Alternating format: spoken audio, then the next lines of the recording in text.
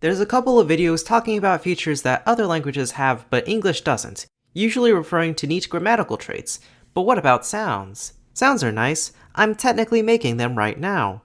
And if you've ever looked at a chart of English phonology, you'd know that English has quite a lot of them, but it doesn't even compare to the total amount in the IPA.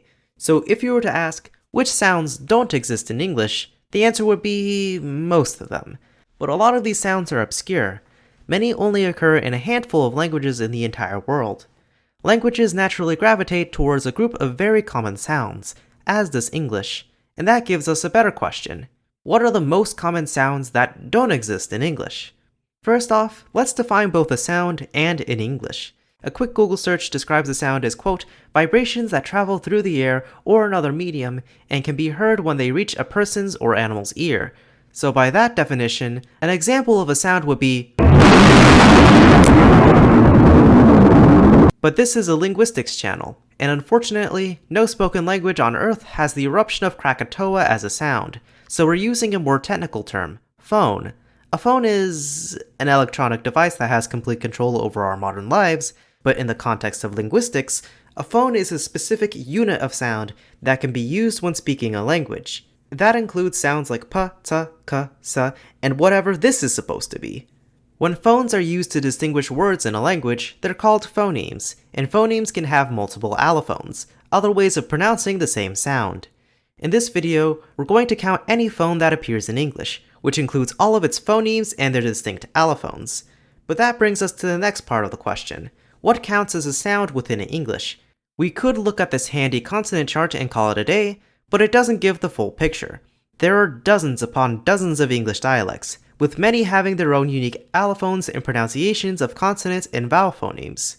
But if we counted every single English dialect for the purposes of this video, there'd be a lot of obscure sounds that get counted as being in English, when most of its speakers aren't familiar with the sound.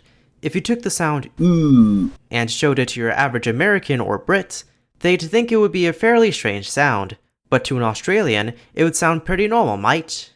I'm sticking with just two English varieties, General American and Received Pronunciation, since they're the most widespread, standardized, and commonly learned. I would also include Australian and Indian English, but those are groupings of similar English varieties and aren't super standardized. To not completely ignore the other dialects though, if the Wikipedia page for any phoneme lists it in its exact form as occurring in at least 3 English dialects, then it'll be counted as being in English and excluded from the list.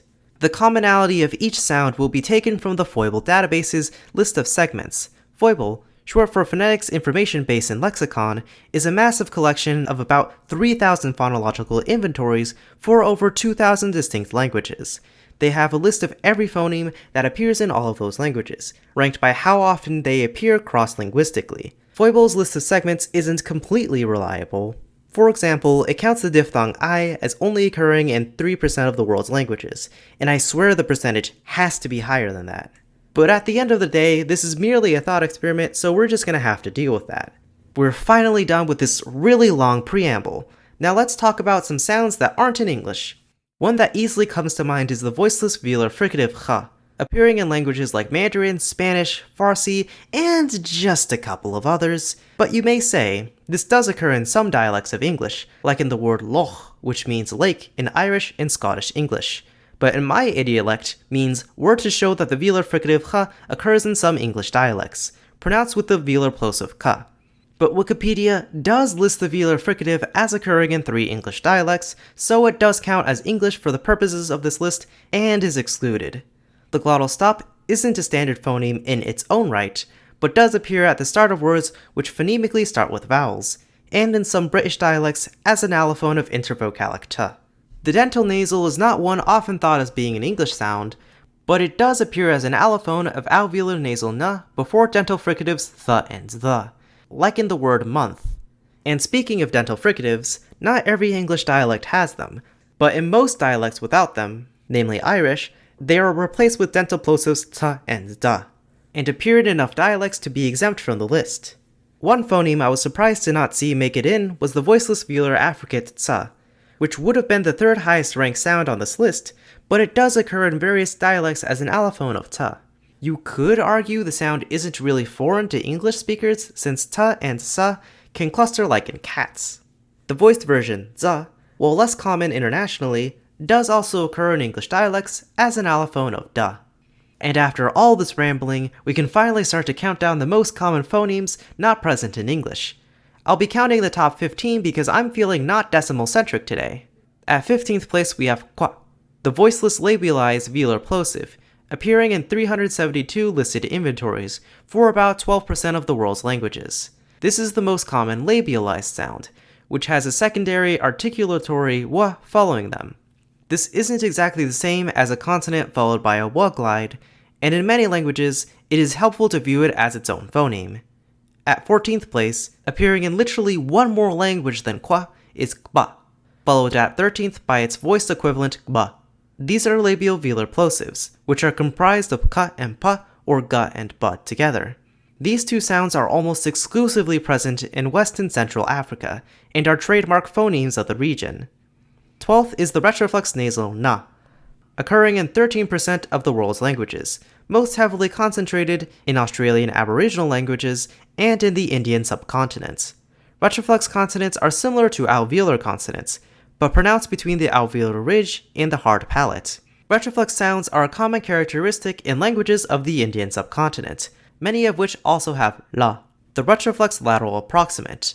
Plenty of languages also have the retroflex approximant, ra, but the sound is a common pronunciation of the English rhotic, so it doesn't count for the list. Next is 11th, the voiced velar fricative ra, which unlike its voiceless cousin, doesn't appear in English. And for the first time on this list, there's a pretty even distribution of the sound across the world. It's pretty common for ga to shift to ra, and it has the distinction of being the most common sound that English speakers find harsh for some reason, which I will concede that ra is an acquired taste, but it is a very cool sound nonetheless. Breaking into the top 10, we have another retroflex consonant, ta, the voiceless retroflex stop.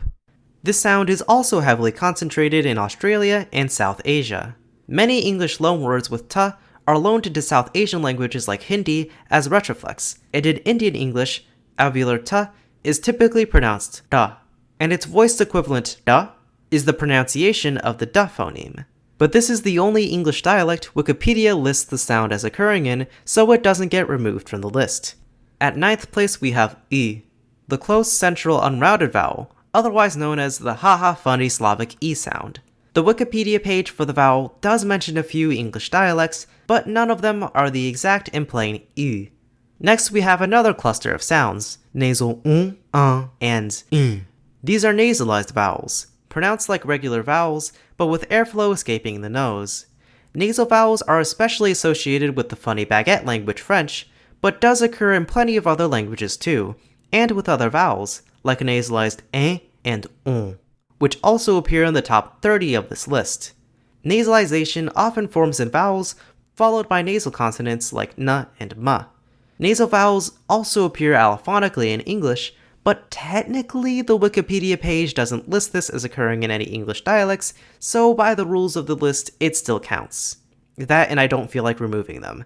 A quality that English undoubtedly doesn't have is tone, and the 4th and 5th spots are taken by a high tone and a low tone respectively.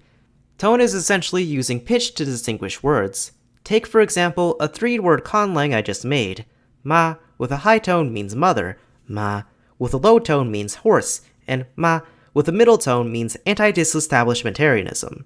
Tonal languages, ones which have tone, are most heavily concentrated in East Asia and Sub-Saharan Africa. English, like most non-tonal languages, can still use pitch to convey some meaning, but it usually doesn't affect what the words themselves mean. Onto the podium, we have the third most common sound not present in English, the voiceless palatal stop kya. It sounds a lot like ka, followed by ya, and often appears as a palatalized version of the voiceless velar stop, but isn't as common as the post-alveolar affricate cha. Foible is a bit weird in listing the sound. It lists the IPA symbol as appearing in around 14% of the world's languages, but there's this other symbol which also represents a voiceless palatal stop, and appears in 10% of the world's languages, bringing it to a total of 24%. This is one of 4 sinitic symbols of palatal sounds, which have corresponding IPA symbols that are more often actually used. But Foible doesn't list the sound as occurring in any Chinese language, instead putting its distribution entirely in Australian Aboriginal languages, whereas the other symbol is used literally everywhere else.